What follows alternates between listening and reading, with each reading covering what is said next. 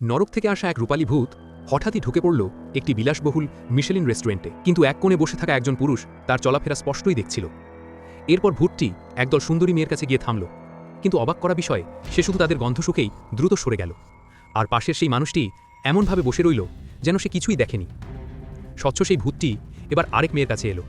হঠাৎই সে বিশাল মুখ খুলে অর্ধমিটার লম্বা জিহ্বা বের করে মেয়েটিকে সরাসরি চেটে দিল।